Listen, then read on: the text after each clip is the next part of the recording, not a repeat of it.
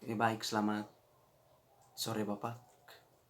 Sebelum saya menyampaikan hasil pemikiran saya terkait dengan pertanyaan yang Bapak berikan kepada kami, terlebih dahulu saya ingin memperkenalkan diri.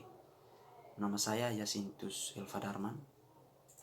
Saya mahasiswa sosiologi semester 6. Sesuai dengan pertanyaan yang Bapak berikan, di mana Bapak bertanya tentang bagaimana indikasi COVID-19 masuk ke dalam salah satu lembaga sosial yang disebut sebagai agama.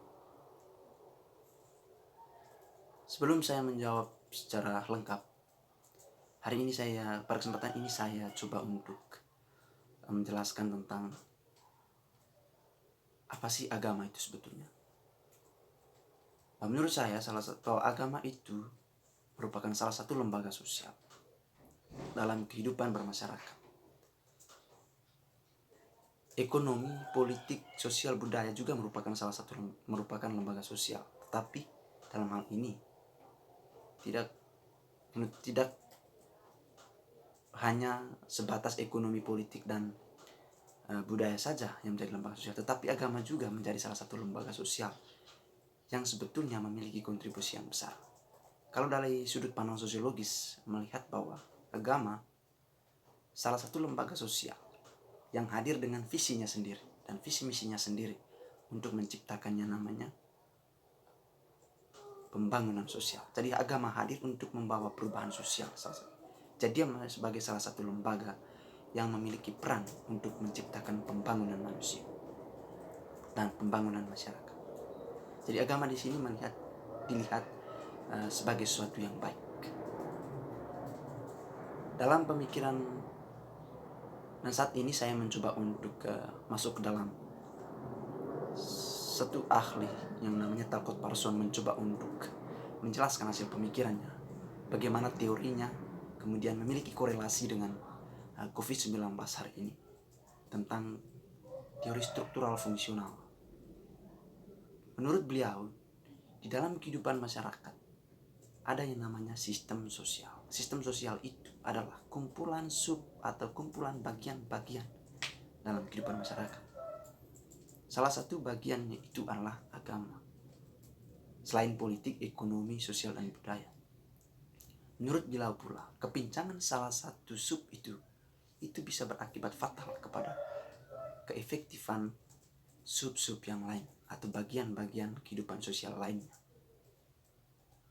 Hari ini, sesuai dengan pemikiran Talcott Parsons, sebetulnya sebuah pendapat yang sangat kontekstual sesuai dengan hari ini, sesuai dengan kondisi saat ini. COVID-19 itu pada dasarnya menjadi problem ekonomi. Ada pertarungan ekonomi yang ada di dalam, yang menjadi dasar kemunculan COVID-19. Tetapi pertarungan ekonomi hari ini itu justru membawa imbas bukan saja kepada dunia pendidikan, bukan saja kepada budaya, bukan saja kepada kesehatan, tetapi juga justru kepada kehidupan agama. Kalau kita mencoba untuk masuk ke dalam filosofi terkait dengan sebuah mobil itu adalah salah satu sistem. Di dalam mobil ada namanya setir, ada namanya ban, mesin, dan lain sebagainya. Ketika misalkan bannya pecah atau tidak ada ban, pertanyaannya, apakah kemudian mobil itu bisa berjalan dengan baik atau efektif? Tentu tidak. Artinya kepincangan salah satu itu bisa berimbas kepada keseluruhan dari sistem itu sendiri. Sehingga filosofi mobil dengan pemikiran Talcott Parsons terkait dengan teori struktural fungsional itu memiliki konektivitas, memiliki kesesuaian. Artinya ada semacam sinkronisasi, kesinambungan di situ. Berkaitan dengan COVID-19 hari ini, dia sebetulnya masuk menjadi persoalan ekonomi semata. Itu dasarnya. Tetapi kemudian persoalan ekonomi tetap membawa imbas kepada kehidupan agama. Bagaimana tidak kita lihat hari ini, COVID-19 itu menjadi salah satu setan besar yang sangat ditakuti, membuat orang merasa cemas, membuat orang merasa takut, panik dengan kehadiran COVID-19. COVID-19 merasuki seluruh aspek kehidupan sosial, pendidikan, budaya, termasuk agama salah satunya. Hari ini kita bisa lihat bagaimana keputusan dari para pemimpin agama untuk tidak melaksanakan ibadah keagamaan sesuai dengan kebiasaan dan tradisi yang ada. Ini sebagai bentuk kepedulian dari petinggi agama, sebagai salah satu bentuk kepedulian untuk menekan pertumbuhan COVID-19. Karena kalau masih ada praktik atau tradisi agama tetap dijalankan, secara otomatis di situ bisa meningkatkan soal penyebaran virus. Karena kebiasaannya dalam ibadah di dalam agama itu sendiri itu melibatkan banyak orang dan jaraknya itu tidak terlalu jauh. Sementara yang dilarang di dalam virus corona, bagaimana upaya untuk mencegah virus corona, yaitu ada yang disebut sebagai social distancing, yaitu mengatur jarak kehidupan sosial supaya mencegah pertumbuhan atau perkembangan COVID-19. Itu salah satu motif, salah satu alasan kenapa kemudian praktik agama hari ini itu ditiadakan. Hari ini dalam tradisi umat Kristen ada yang namanya masuk pada pekan suci. Kalau dalam Kristen Katolik masuk ke dalam pekan suci hari ini, di mana ada perayaan Paskah, mulai dari Kamis Putih, Jumat Agung, dan Sabtu Suci sebagai puncaknya. Tetapi hari ini, dalam tahun ini, praktik itu justru tidak berjalan semestinya atau tidak berjalan sesuai dengan kebiasaan sebelumnya. Mengapa demikian? Karena memiliki rasa ketakutan terhadap COVID-19. Salah satu upaya untuk mencegah pertumbuhan COVID-19. Itu sebagai bentuk kepedulian dari petinggi agama terhadap munculnya virus ini. Kalau kita memang telusuri secara mendalam bahwa sebetulnya COVID-19 itu, saya sudah bilang dari awal, itu sebetulnya hanya persoalan ekonomi semata. Ada motif-motif ekonomi.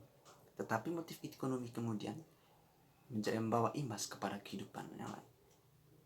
Kehidupan atau terhadap lembaga-lembaga sosial atau kepada aspek kehidupan sosial lain. Kalau memang dalam cara pandang tertentu juga melihat bahwa sebetulnya kemunculan virus ini adalah salah satu bentuk, salah satu cara untuk mendegradasi atau membuat lembaga sosial agama itu merasa terdegradasi, terkontaminasi, tercemar, atau bahkan sedikit demi sedikit dia bisa terkikis dari kehidupan sosial. Jadi ini merupakan sebuah kecemasan dan ketakutan besar dalam agama hari-hari ini. Dengan kemunculan itu bisa menghilangkan tradisi agama. Bagaimana tidak? Coba kita bayangkan. Dan dalam satu cara pandang tertentu juga bahwa sebetulnya hari ini manusia atau insan yang beragama itu memiliki rasa kecemasan terhadap eksistensi agama dan eksistensi Tuhan hari ini. Kenapa? Di dalam agama justru kuat karena ada bahasa Tuhan di dalam, eksistensi Tuhan di dalam. Tetapi seringkali orang mempertanyakan dalam konteks saat ini, di manakah Tuhan sebenarnya? Kenapa Tuhan justru melepaskan manusia dalam kondisi yang seperti ini? Sementara dalam kehidupan agama justru selalu membicarakan tentang Tuhan. Apakah Tuhan sebetulnya tidak berpihak kepada manusia? Itulah pertanyaan yang seringkali muncul, membuat orang itu merasa bahwa agama hari ini sebetulnya tidak memiliki dampak yang positif terhadap kehidupan. Ini adalah salah satu alasan, salah satu cara untuk membuat agama terdegradasi atau terhindar dari kehidupan kita. Berkaitan dengan hal itu juga, berkaitan dengan COVID-19 dan agama. Dalam teorinya Marx berkaitan dengan basis substruktur. Dalam pandangan Marx, beliau mengatakan bahwa sebetulnya yang menjadi dasar dalam persoalan kehidupan konteks sosial itu adalah ekonomi. Ekonomi yang menjadi dasar semua persoalan itu. Secara pribadi, saya juga percaya kepada Marx bahwa yang disebut sebagai basis itu adalah ekonomi. Politik, budaya, agama, dan lain sebagainya itu adalah sub atau bagian-bagian lain yang hadir ketika misalkan ekonomi mengalami kepincangan. Justru kehidupan yang lain atau aspek kehidupan lain juga memiliki imbas. Tetapi dalam pemikiran Marx, menurut saya, beliau sebetulnya mau menyoroti tentang bagaimana ekonomi itu sebagai sebuah aspek yang paling dasar yang bisa mempengaruhi kehidupan sosial lainnya. Dan kehidupan agama kalau misalnya mengalami sebuah kepincangan itu tidak terlalu memiliki dampak yang begitu besar terhadap kehidupan ekonomi. Tetapi persoalan ekonomi memiliki dampak yang cukup besar terhadap kehidupan ekonomi, terhadap kehidupan sosial lainnya. Menurut saya dalam konteks ini, pemikiran Marx memang sangat sinkron sesuai. Bagaimana tidak, persoalan ekonomi hari ini menjadi persoalan semata, tetapi justru merasuki seluruh konteks kehidupan sosial, yaitu agama, pendidikan, dan lain sebagainya. Hari ini praktek agama ditiadakan mengingat COVID-19 semakin merajalela dan bisa membuat manusia bukan hanya sakit tetapi bisa menghilangkan nafas hidup atau bisa meninggal, bisa berakibat fatal yang berujung pada kematian. Salah satu cara untuk menekan persoalan itu, COVID-19, itu dilakukan dengan cara menghentikan dengan sementara praktek-praktek keagamaan atau tradisi-tradisi yang ada di dalam kehidupan agama. Pekan suci hari ini ditiadakan. Tetapi satu hal yang mesti diketahui hari ini bahwa pekan suci bukan hanya kita diminta untuk bagaimana pekan suci kita maknai sebagai sebuah pekan yang sebetulnya menuntut kita untuk tetap memaknai secara mendalam makna di balik pekan suci, dan kita tetap mempraktekannya di dalam rumah kita sendiri dan dengan cara kita sendiri sesuai dengan makna atau pesan yang terkandung di balik tradisi yang ada. Mungkin itu saja yang ingin saya sampaikan hari ini. Kurang dan lebihnya saya menyampaikan terima kasih dan permohonan maaf atas segala kekurangan yang ada. Selamat sore dan terima kasih, Bapak.